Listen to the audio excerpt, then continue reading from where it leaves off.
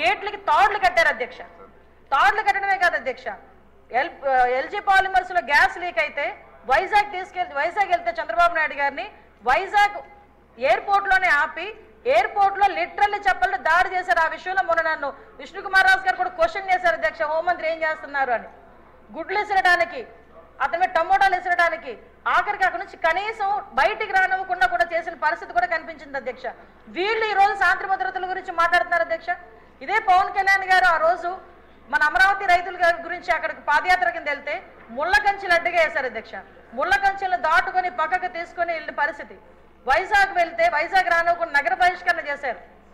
యువగలం పాదయాత్ర, నేను మచ్చుకు చెప్తున్నాను అధ్యక్ష, ఇవి చాలా మచ్చుకు చెప్తున్నా. యువగలం పాదయాత్రలో లోకేష్ బాబు గారు పాదయాత్ర చేస్తా ఉంటే కనీసం స్టూల్ ఎక్కి నుంచోడానికి కూడా పర్మిషన్ ఇవ్వలే. అంటే వీళ్ళ తాలూకా దౌర్జన్యాలు ఏ రకంగా ఉన్నాయి? ఎవరిని వదిలేశారు అధ్యక్ష? మీడియాను వదిలేశారా, లేదా జడ్జెస్ ని వదిలేశారా, పారిశ్రామికవేత్తను వదిలేశారా, తెలుగుదేశం పార్టీ కార్యకర్తను వదిలేశారా, సామాన్య ప్రజలను వదిలేశారా? ఎవరిని వదిలేశారు అధ్యక్ష? అధ్యక్ష నాకు ఒక్క విషయం, ఎందుకంటే అధ్యక్ష వీళ్ళు ఈ రోజు 12 గంటలకి మన గౌరవ ముఖ్యమంత్రి గారు శాంతి భద్రతల మీద వైట్ పేపర్ రిలీజ్ చేస్తున్నారు. అంచేత వారు అన్ని వివరాలు చెప్తారు, మీరు క్లుప్తంగా చెప్పండి.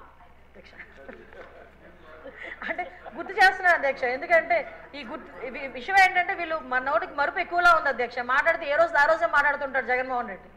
అందుకే ఈ నెల రోజులు ఏం జరిగిందన్నది ఆలోచించుకుంటున్నాడు గారు, ఏం జరుగుతుందని ఊహించేసుకుంటున్నాడు తప్పించి 5 సంవత్సరాలు ఏం జరిగిందన్నది మర్చిపోయినట్టున్నాడు, చిప్లోంచి పోయింది. ఒకటి అధ్యక్ష, ఈ రోజు నేను ఎందుకు చెప్తున్నానంటే అధ్యక్ష, ఇన్ని చెప్పి నేను ఒకటే డిమాండ్ చేస్తున్నాను అధ్యక్ష, ఎక్కువ టైం కూడా తీసుకోను నేను. ఇటువంటి భయానక వాతావరణం సృష్టించే 5 సంవత్సరాలు ఇంట్లోంచి బయటికి రావడానికి కూడా భయపడి ప్రజల్ని భయభాంతులు చేసి వాళ్ళ భూముల్ని లాక్కొని ఓవరాల్గా చెప్పాలంటే నవ్వుని కూడా మర్చిపోయేటట్టుగా చేసే 5 సంవత్సరాలు. ఈ రోజు ఈ 45 రోజుల్లో ఏదో ఉపద్రవం వచ్చేస్తుంది, రాష్ట్రపతి పాలన పెట్టేయండి అని చెప్పి తప్పుడు సమాచారాన్ని గవర్నర్ గారికి, అదేవిధంగా ప్రధానమంత్రి గారికి, రాష్ట్రపతి గారికి ఇవ్వటానికి తప్పుడు సమాచారంతో జంతర్ మంతర్ దగ్గర ధర్నా చేసేదంటే ఒకసారి నేను ఇక్కడ డిమాండ్ చేస్తున్నాను అధ్యక్ష. ఇందాక పయోల్ కేశవ్ గారు కూడా రిక్వెస్ట్ చేశారు, నేను రెడీగా ఉన్నా, హోంమంత్రి రెడీగా ఉన్నా చర్చించడానికి, మీరు రండి అని. నేను ఇన్వైట్ చేస్తున్నా మళ్ళా పులివెందుల ఎమ్మెల్యే గారిని, రెండు ఒకసారి మీరు ఎమ్మెల్యే కదా, అసెంబ్లీ సమావేశాలు జరుగుతున్నాయి కదా, 36 హత్యలు అని చెప్పారు కదా, ఒక హోంశాఖ మంత్రిగా నేను రిక్వెస్ట్ చేస్తున్నా, మిమ్మల్ని రెండు ఒకసారి చర్చించుకుందాం. 36 మంది పేర్లు ఎవరైతే ఇవ్వండి, ఆ పేర్లు డీటెయిల్స్ ఇవ్వండి. ఆ డీటెయిల్స్ ఇస్తే నేను మా డిపార్ట్మెంట్ వాళ్ళకి పంపించుకొని వాళ్ళ మీద యాక్షన్ తీసుకుంటాం, ఫర్దర్గా జరగకుండా చూసుకునే కార్యాచరణ చేస్తాం. అలాగని తప్పుడు సమాచారం ఇచ్చినట్టు కనుక తేలితే మేము ఏ చర్యలు తీసుకున్నా కూడా మీరు కూడా యాక్సెప్ట్ చేయాలి. దానికి యాక్సెప్ట్ చేసే ఉద్దేశం ఉంటే డెఫినెట్గా మీరు మాకు చెప్పండి.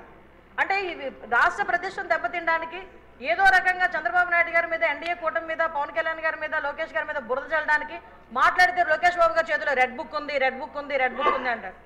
అరే రెడ్ బుక్ గురించి నీ కార్యకర్తలే పట్టించుకోవట్లేదు, నీకు మాత్రం నిద్ర రావట్లేనట్టుంది రెడ్ బుక్ గురించి ఆలోచించుకుంటా ఉంటే.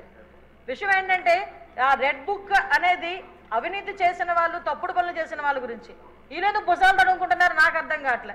దయచేసి ఒకటే చెప్తున్నాను అధ్యక్ష, ఇటువంటి చవకబారు ఆరోపణలు గవర్నమెంట్ మీద చేసి చవకబారు ప్రశ్నలు వేసి రాష్ట్ర ప్రతిష్టను దెబ్బతీయకుండా ఉండే పరిస్థితి పులివెందుల ఎమ్మెల్యేకి రావాలని మనస్ఫూర్తిగా కోరుకుంటూ సెలవు తీసుకుంటున్నాను అధ్యక్ష.